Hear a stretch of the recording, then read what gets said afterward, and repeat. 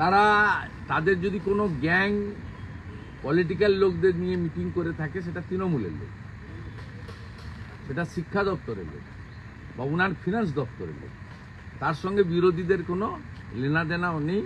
আর যদি ওনার কাছে প্রমাণ থাকে, উনি এতটা জেনে থাকেন, উনি প্রকাশ করুন। যদি বিরোধী দলের কেউ থাকে, বিরোধী দল, আমি যে দল করি, আমি দলের সর্বোচ্চ নেতৃত্বকে দিল্লিতে বলবো ব্যবস্থা নিতে। আর আপনার দলের যদি কেউ থাকে, যেহেতু আপনাদেরই স্টেট গভর্নমেন্ট, আপনাদেরই মানে সরকারের টাকা, সরকারি ব্যবস্থায় control by the finance department, treasury, education department, হেডমাস্টারমশাইরা, স্কুলের ম্যানেজিং কমিটি, কোথাও ভোট হয় না, স্কুলের ম্যানেজিং কমিটি আপনি ইলেক্টেড ম্যানেজিং কমিটি তুলে দিয়েছেন। ডক্টর বিধান রায় যেটা করেছিলেন, আপনি নমিনেটেড করেছেন। সব কমিটিতে 100তে 100 আপনার লোকরা আছে।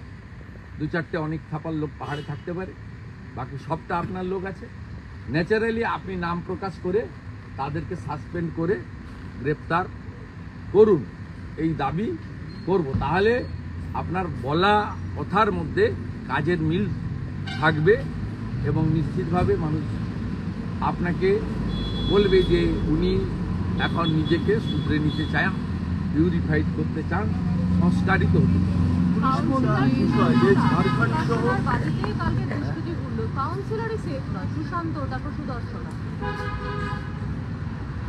কেউ তো সেফ নয় এখানে। আমি তো কালকেও আমার দিল্লি যাওয়ার পথে এয়ারপোর্টে বলেছি যে পুলিশের যে বন্দুক উদ্ধার, এগুলো কমপ্লিটলি লোক দেখানো, মুখ্যমন্ত্রীর কাছে বুটবুকে থাকার জন্য।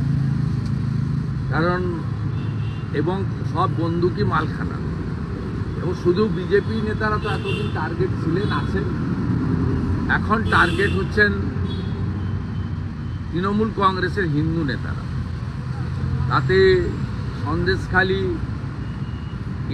মানে আমাদের যে রিজার্ভ সিটের এমএলএ, তিনি আক্রান্ত হয়েছেন, মিনাখার এমএলএ আক্রান্ত হয়েছেন, এবং এখানে সুশান্ত ঘোষ, তিনি কাউন্সিলর অনেক দিনের, তিনি আক্রান্ত হয়েছেন।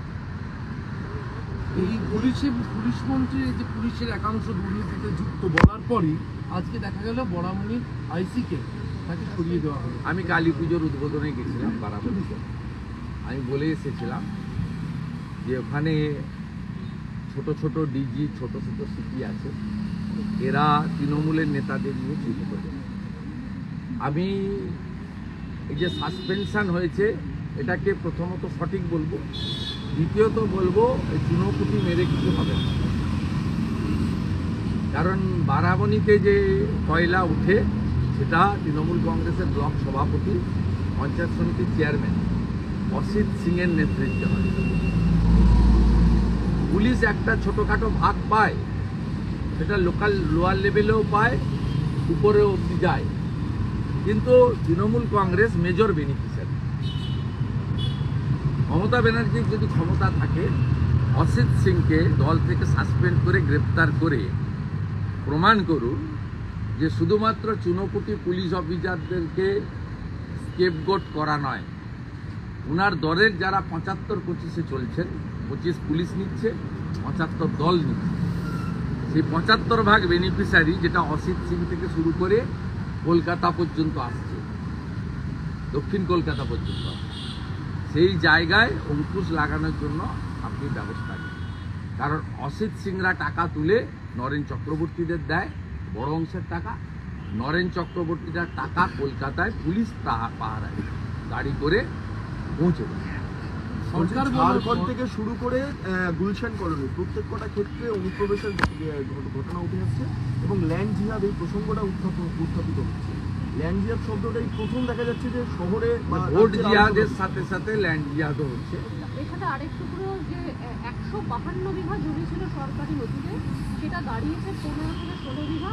18টি জলা জমি বাইপাস হওয়ায় সেটা জমে মাত্র 200 যায়। বেলেঘাটা তো এটা বাইপাস লাগোয়া পিছনে, যেটা পূর্ব কলকাতার জলা জমি, মাত্র ওয়েটল্যান্ড, কোনো দুটো অস্তিত্ব নেই। ও জাভেদ খানের পুত্র আর সুশান্ত ঘোষ দুজনেই করছে। সুশান্তর দুটো বাংলোর ছবি যদি আপনাকে আমি দিয়ে দিই, একটা ওর পরিবারের নামে, ওনার সহধর্মিনীর নামে আর একটা আপনার কোম্পানি আলিশান বাংলা। না, ল্যান্ড জিহাদের বিষয়টা কেন এত উত্তেজনা ল্যান্ড না হলে বিল্ডিং হবে কি? ল্যান্ড না হলে বাইপাস ধাবা হবে কি করে? ল্যান্ড না হলে প্রমোটিং হবে কি করে? প্রমোটিং না হলে 1 কোটি থেকে 5 কোটি ফ্ল্যাট বিক্রি হবে কি করে? মানে এর উদ্দেশ্যটা কি?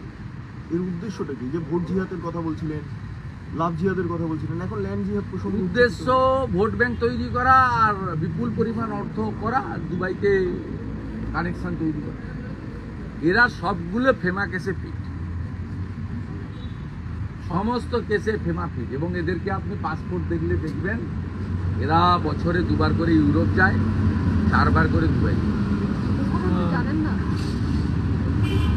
মুখ্যমন্ত্রী এই ব্যাপারে সব জানে। মুখ্যমন্ত্রীকে ভোট করিয়ে দিতে পারলে সব ছাড়।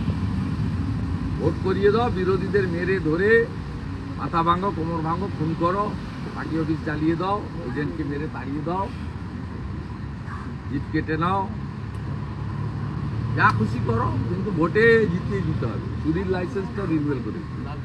আগামী